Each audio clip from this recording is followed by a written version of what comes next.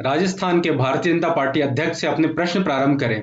हम डॉक्टर सतीश पूनिया जी से, जो कि एक व्यक्ति, राजनेता और सामाजिक कार्यकर्ता के बारे में आपसे ही जानना चाहेंगे, और वो कौन सी प्रेरणा रही।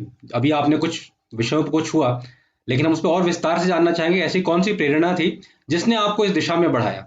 जी, मैंने जो कहा कि भारत का व्यक्ति स्वभाव से सामाजिक है।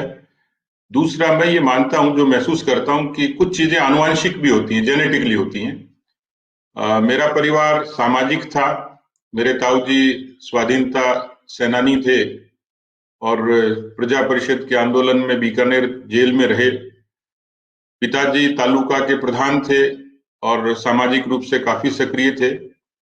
तो वो जो आनुवंशिक जो एक चीज होती है, लीडरशिप की, नेतृत्व के गुणों की या सामाजिक कामों की, वो मुझे विरासत में मिली। दूसरा, मैंने आपको मेरी प्रस्तावना में बताया कि मैं 1982 में बिल्कुल एक कोरे कागज की तरह आया और उस कागज पर मुझे जो दिशा दी, उस संगठन का नाम अखिल भारतीय विद्यार्थी परिषद था। 10 वर्षों तक खूब काम किया, सामाजिक तौर पर, राजनीतिक तौर पर, आंदोलन, रचना, सृजन, ये सब सीखा।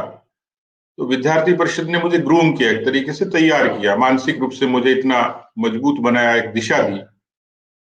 और इसलिए मेरे जीवन में मैं मानता हूं कि परिवार के बाद में, विरासत के बाद में जो दूसरा बड़ा रास्ता कोई था, प्रकाश स्तंभ की तरह, तो अखिल भारतीय विद्यार्थी परिषद थी, जिसने मुझे एक दिशा दी, काम करने की प्रेरणा दी। विद्यार्थी परिषद से एक जो संगठन की परंपरा है, उस परंपरा के नाते मैं पहले युवा मोर्चा में शामिल हुआ और अनेक युवा आंदोलनों में शरीक हुआ, क्योंकि उस समय हम लोग विपक्ष में होते थे। और उस विपक्ष के नाते जो आंदोलन का अनुभव आया, बहुत सारी रचनात्मक कामों का अनुभव आया, उसने मुझे और ज्यादा प्रेरणा दी।